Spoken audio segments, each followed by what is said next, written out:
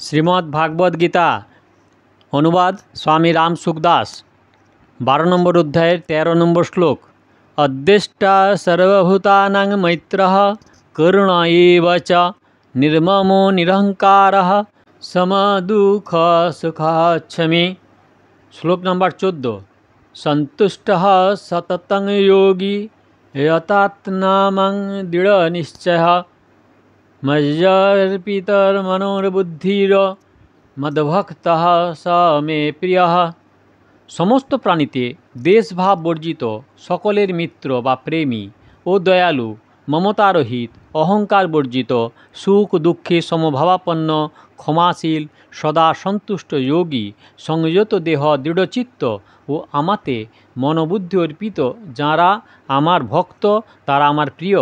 ব্যাখ্যা: অদ্দেষ্টা সর্বভূতানাম অনিষ্টকারী দুই প্রকারের হয়। ইষ্টপ্রাপ্তিতে অর্থাৎ অর্থ, মান, মর্যাদা, প্রতিপত্তি ইত্যাদির প্রাপ্তিতে বাধা প্রদানকারী এবং অনিষ্ট পদার্থ, ক্রিয়া, ব্যক্তি, ঘটনা ইত্যাদির সঙ্গে সংযোগকারী। ভক্তের শরীর, মন, বুদ্ধি, ইন্দ্রিয়াদি এবং সিদ্ধান্তের প্রতিকূলে কেউ যতই খারাপ ব্যবহার করুক, ইষ্টপ্রাপ্তিতে বাধা দান করুক, যে কোনোভাবে আর্থিক বা শারীরিক ক্ষতি করুক, কিন্তু ভক্তের হৃদয়ে তার প্রতি কখনও বিন্দুমাত্র দ্বেষভাব আসে না, কারণ তিনি সকল প্রাণীর মধ্যেই তার প্রভুকেই পরিব্যাপ্ত দেখেন। এইরূপ অবস্থায় তিনি যদি বিরোধ করতে চান তাহলে কার সঙ্গে করবেন? শুধু তাই নয়, তিনি অনিষ্টকারীদের সমস্ত ক্রিয়াকেই ভগবানের কৃপাপূর্ণ মঙ্গলময় বিধান বলে মনে করেন। প্রাণীমাত্রই স্বরূপত ভগবানের অংশ, সুতরাং কোনো প্রাণীর প্রতি বিন্দুমাত্র দ্বেষভাব রাখাই হলো ভগবানের প্রতি দ্বেষ করা। তাই কোনো প্রাণীতে দ্বেষভাব রেখে ভগবানের সঙ্গে অভিন্নতা তথা অনন্য প্রেম হওয়া সম্ভব নয়। সকল প্রাণীর প্রতি দ্বেষভাব রহিত হলেই ভগবানের পূর্ণ প্রেম হওয়া সম্ভব। তাই ভক্তের প্রাণীমাত্রেরই প্রতি বিন্দুমাত্র দ্বেষভাব থাকে না। মৈত্রং করুণ এব চ, ভক্তের চিত্তে শুধু প্রাণীদের প্রতি দ্বেষভাব যে থাকে তা নয়, বরং সমস্ত প্রাণীতে ভগবত ভাব থাকায় তিনি সকলের সঙ্গে মৈত্রীপূর্ণ এবং দয়ালু ব্যবহার করে থাকেন। ভগবান প্রাণীমাত্রেরই সুহৃদ, সুহৃদং সর্বভূতানাম। ভগবানের স্বভাব ভক্তের মধ্যে প্রসারিত হয়, ভক্ত ও সকল প্রাণীর সুহৃদ হয়ে ওঠেন। সুহৃদ সর্বদেহিনাম। তাই ভক্তেরও সমস্ত প্রাণীর প্রতি কোনো স্বার্থ ছাড়াই স্বাভাবিক মৈত্রী এবং দয়ার ভাব থাকে। নিজ অনিষ্টকারীর প্রতিও ভগবৎ মিত্রসুলভ ব্যবহার করেন, কারণ তাঁদের মধ্যে এই ভাব থাকে যে অনিষ্টকারীগণ অনিষ্টরূপে ভগবানের বিধানই পালন করে থাকেন। অতএব তারা আমার প্রতি যা করে তা ঠিকই করে, কারণ ভগবানের বিধান সদাই মঙ্গলময় হয়। শুধু তাই নয়, ভক্ত মনে করেন যে আমার অনিষ্টকারীগণ আমার পূর্বকৃত পাপ কর্মগুলি নাশ করছে, সুতরাং সে বিশেষভাবে সৎকারের যোগ্য।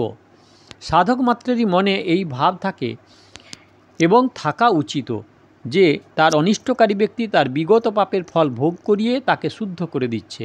সাধারণত ভক্তদেরও যখন অনিষ্টকারীদের প্রতি মৈত্রী এবং করুণার ভাব থাকে, তখন সিদ্ধ ভক্তদের আর বলার কি আছে। সিদ্ধ ভক্তদের শুধু তার প্রতি নয়, প্রাণীমাত্রেরই প্রতি মৈত্রী এবং দয়ার বিশেষ ভাব থাকে। পাতঞ্জল যোগ দর্শনে চিত্তশুদ্ধির 4টি কারণ জানানো হয়েছে: সুখীদের প্রতি মৈত্র, দুঃখীদের প্রতি করুণা, পুণ্যাত্মাদের প্রতি মুদিতা বা প্রসন্নতা এবং পাপাত্মাদের প্রতি উপেক্ষার ভাবে চিত্তে নির্মলতা আসে।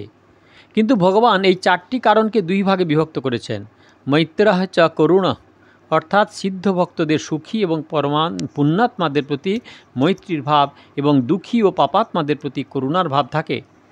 দুঃখ পাওয়া ব্যক্তিদের চাইতে দুঃখ প্রদানকারীদের উপর উপেক্ষার ভাব না থাকে দয়া করা উচিত, কারণ দুঃখ যারা ভোগ করেন তারা তো পাপ হতে মুক্ত হচ্ছে, কিন্তু যারা দুঃখ প্রদান করে তারা নতুন করে পাপ সংগ্রহ করে। সুতরাং দুঃখ প্রদানকারী ব্যক্তি বিশেষভাবে দয়ার পাত্র। নির্মমঃ, যদিও প্রাণীমাত্রের প্রতি ভক্তের স্বাভাবিকভাবে মৈত্রী ও করুণার ভাব থাকে, তবুও তার কারো প্রতি বিন্দুমাত্র মমত্ববোধ থাকে না। প্রাণী এবং পদার্থে মমত্ববোধ, আমার ভাবই মানুষকে সংসারে আবদ্ধ করে। ভক্ত এই মমত্ববোধ বর্জিত হন। তার নিজের যে দেহ, ইন্দ্রিয়, মন, বুদ্ধি, তাতেও তার মমত্ববোধ থাকে না। সাধকরা এই ভুল করেন যে তারা প্রাণী ও পদার্থের মমত্ববোধ দূর করার চেষ্টা করলেও নিজ দেহ, মন, ইন্দ্রিয়, বুদ্ধি থেকে তা সরানোর দিকে বিশেষ নজর দেন না। সেই জন্য তারা সর্বতভাবে নির্মম হতে পারেন। নিরহংকারাঃ, শরীর ইন্দ্রিয়াদি জড় পদার্থগুলিকে নিজ স্বরূপ বলে মনে করলে অহংকার উৎপন্ন হয়। ভক্তের নিজ শরীরের প্রতি বিন্দুমাত্র অহং বুদ্ধি না থাকা এবং ভগবানের সঙ্গে নিজ নিজ সম্বন্ধ অনুভব হয়ে যাওয়ায় তার চিত্তে শতই শ্রেষ্ঠ অলৌকিক গুণাবলী প্রকটিত হতে থাকে। এই গুণগুলিকে তিনি নিজের গুণ বলে মনে করেন না, দৈবী সম্পদ সম্পন্ন হওয়ায় ভগবানের বলে মনে করেন। সৎ বা পরমাত্মার হওয়াতে এগুলিকে সদ্গুণ বলা হয়। সুতরাং ভক্ত সেগুলিকে নিজের বলবেন কিভাবে? তাই তিনি অহং ভাব থেকে সর্বতভাবে রহিত হন। সম দুঃখ সুখ, ভক্ত সুখ দুঃখ প্রাপ্তিতে সমভাবে বিরাজ করেন, অর্থাৎ অনুকূলতা প্রতিকূলতা তার চিত্তে রাগ, দ্বেষ, হর্ষ, শোক ইত্যাদি কোনো বিকার সৃষ্টি করতে পারে না। গীতায় সুখ দুঃখ পদটির অনুকূল প্রতিকূল পরিস্থিতির যা সুখ ও দুঃখের সৃষ্টি করার হেতু জন্য এবং চিত্তে উদ্ভূত হর্ষ শোকাদি বিকারের জন্য উদ্ধৃত করেছেন। অনুকূল প্রতিকূল পরিস্থিতিগুলি মানুষকে সুখী ও দুঃখী করে তাতে আবদ্ধ করে রাখে। তাই সুখ দুঃখে সম থাকার অর্থ হলো অনুকূল বা প্রতিকূল পরিস্থিতিতে মনের মধ্যে হর্ষ শোকাদি বিকার না হওয়া। ভক্তের শরীর, ইন্দ্রিয়াদি, মন, সিদ্ধান্ত ইত্যাদির অনুকূল বা প্রতিকূল প্রাণী, পদার্থ, পরিস্থিতি, ঘটনাদির সংযোগ বা বিয়োগ হলে তার অনুকূলতা বা প্রতিকূলতার জ্ঞান হলেও তার চিত্তে হর্ষ শোকাদি কোনো বিকার উৎপন্ন হয় না। এখানে একটি কথা জানতে হবে যে কোন পরিস্থিতির জ্ঞান হওয়া দোষণীয় নয়, কিন্তু তার জন্য চিত্তে বিকার আসাই দোষের। ভক্ত রাগ, দ্বেষ, হর্ষ, শোক ইত্যাদি বিকার থেকে সর্বতভাবে রহিত হন। যেমন প্রারব্ধ অনুসারে ভক্তের শরীরে কোনো ব্যাধি দেখা দিলে তার শারীরিক পীড়ায় জ্ঞান অনুভব তো হবে, কিন্তু তার জন্য তার চিত্তে কোনো প্রকার বিকার আসবে না। ক্ষমি, নিজের কাছে কেউ যদি কোনো অপরাধ করে তবে তাকে শাস্তি দেওয়ার কথা না ভেবে যারা ক্ষমা করে দেন তাদের বলা হয় ক্ষমি। সর্বপ্রথমে ভক্তের লক্ষণগুলি বর্ণনায় অদ্বেষ্টা পদটি দিয়ে ভগবান ভক্তদের মধ্যে তার অপরাধীদের প্রতি দ্বেষ না থাকার কথা বলেছেন, আর এখানে ক্ষমি পদটির দ্বারা জানিয়েছেন যে ভক্তদের মনে সেই অপরাধীদের জন্য এই ভাব থাকে যে তারা যেন ভগবান বা অন্য কারো দ্বারা কোনো শাস্তি না পায়। এই ক্ষমা ভাব ভক্তের এক বৈশিষ্ট্য। সন্তুষ্ট সততম, জীবের মনের অনুকূল প্রাণী, ঘটনা, পদার্থ, পরিস্থিতি ইত্যাদি সংযোগে এবং মনের প্রতিকূল প্রাণী, পদার্থ, ঘটনা, পরিস্থিতি ইত্যাদির বিয়োগে সন্তুষ্টি আসে। এটি বিজাতীয় এবং অনিত্য পদার্থের জন্য হওয়ায় এই সন্তোষ চিরস্থায়ী হয় না। স্বয়ং নিত্য হয় জীবের নিত্য পরমাত্মার অনুভূতিতেই বাস্তবিক এবং স্থায়ী সন্তুষ্টিদায়ক হয়। ভগবানকে লাভ করলে ভক্ত নিত্য নিরন্তর সন্তুষ্ট থাকেন, কারণ তার ভগবানের সঙ্গে কখনো বিচ্ছেদ হয় না এবং তার বিনাশশীল জগতে কোনো প্রয়োজনও থাকে না। তাই তার অসন্তুষ্টির কোনো কারণই থাকে না। এই সন্তুষ্টির জন্য তিনি জগতের কোনো প্রাণী বা পদার্থের প্রতি বিন্দুমাত্র গুরুত্ব দেন না।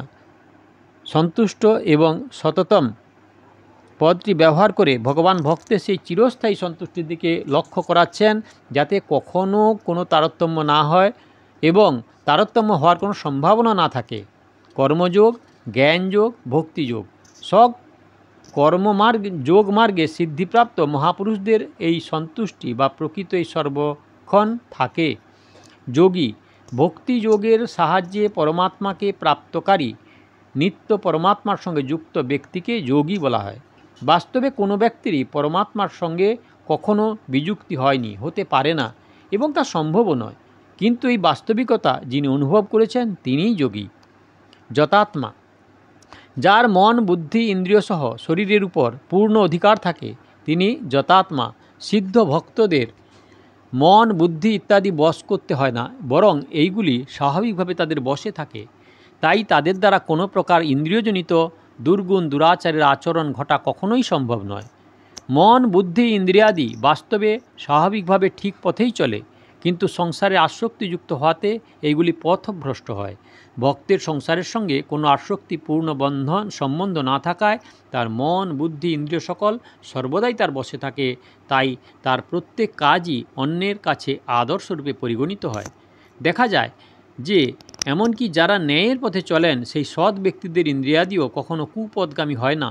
যেমন রাজা দুষ্মন্তের মন শকুন্তলার প্রতি আকৃষ্ট হলে তার দৃঢ় বিশ্বাস হয়েছিল যে শকুন্তলা ব্রাহ্মণ কন্যা নয়, ক্ষত্রিয় কন্যা। কবি কালিদাস বলেছেন যে কোনো ক্ষেত্রে সন্দেহ জাগলে তাতে সৎপুরুষের চিত্তবৃত্তি নির্ণায়ক হয়। ন্যায়শীল সৎ ব্যক্তির ইন্দ্রিয় বৃত্তিও যখন স্বাভাবিকভাবে কুপথে যায় না, তখন সিদ্ধ ভক্তদের মন, বুদ্ধি, ইন্দ্রিয় কী করে কুপথে গমন করতে পারে? দৃঢ় নিশ্চয় সিদ্ধ মহাপুরুষদের দৃষ্টিতে জগতের পৃথক সত্তার কোনো অস্তিত্ব থাকে না।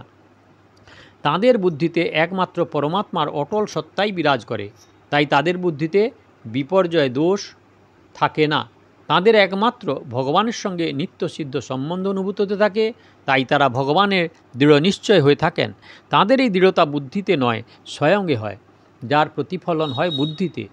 সংসারকে পৃথকভাবে অস্তিত্ব সম্পন্ন বলে মনে করলে অথবা জগৎ সংসারের সঙ্গে নিজ সম্পর্ক মেনে নিলে তবে বুদ্ধিতে বিপর্যয় এবং সংশয় দোষ উৎপন্ন হয়। বিপর্যয় এবং সংশয়যুক্ত বুদ্ধি কখনও স্থির হয় না। জ্ঞানী এবং অজ্ঞানী ব্যক্তির বুদ্ধির স্থিরতাতেই পার্থক্য থাকে। স্বরূপত দুটি এক। অজ্ঞানী ব্যক্তির বুদ্ধিতে জাগতিক সত্তা এবং তার গুরুত্ব থাকে, কিন্তু সিদ্ধ ভক্তের বুদ্ধিতে কেবল ভগবান ব্যতি রেখে জগতের কোনো বস্তুরই পৃথক অস্তিত্ব থাকে না এবং কোনো গুরুত্ব থাকে না। তাই তিনি সর্বতোভাবে বুদ্ধি বিপর্যয় এবং সংশয় দোষ বর্জিত হন এবং পরমাত্মাতেই দৃঢ় বুদ্ধিসম্পন্ন হন। মর্যার্পিত মনোবুদ্ধি। সাধক যখন ভগবত প্রাপ্তিকেই নিজের একমাত্র উদ্দেশ্য বলে স্থির করেন এবং স্বয়ং ভগবানের হয়ে যান, তখন তার মন, বুদ্ধি ও সততই ভগবানে নিয়োজিত হয়। অতএব সিদ্ধ ভক্তদের মন, বুদ্ধি যে ভগবানে অর্পিত থাকবে, এতে আর বলার কি আছে? যেখানে প্রেম থাকে সেখানেই স্বাভাবিকভাবে মানুষের মন বসে, আর যাকে মানুষ তার সিদ্ধান্ত দ্বারা শ্রেষ্ঠ বলে মনে করে সেখানেই স্বভাবত তার বুদ্ধি নিয়োজিত হয়। ভক্তের কাছে ভগবানের থেকে বেশি প্রিয় বা শ্রেষ্ঠ আর কিছুই নেই। ভক্ত তার মন বা বুদ্ধির উপরও নিজের অধিকার মেনে নেয় না, তিনি সেইগুলি সব ভগবানেরই বলে মনে করেন। তাই তার মন, বুদ্ধি স্বাভাবিকভাবে ভগবানে নিবিষ্ট থাকে। ইয়া মদ্ভক্তঃ স মে প্রিয়। ভগবানের কাছে তো সকলেই প্রিয়, কিন্তু ভক্তের প্রেম ভগবান ছাড়া আর কোথাও হয় না। এই অবস্থায় যে যথা মাং প্রাবদ্যন্তে তাংস্তথৈব ভজাম্যহম, তদনুসারে ভগবানের কাছেও ভক্ত প্রিয়। এ হলো শ্লোক নাম্বার 13-14। দয়া করে সাবস্ক্রাইব করুন, লাইক করুন, শেয়ার করুন। আর গীতার শুরু থেকে দেখতে হলে কাকন বাসুতে ক্লিক করে ভিডিও দেখুন, আর আগের ভিডিওর জন্য দয়া করে অপেক্ষা করুন।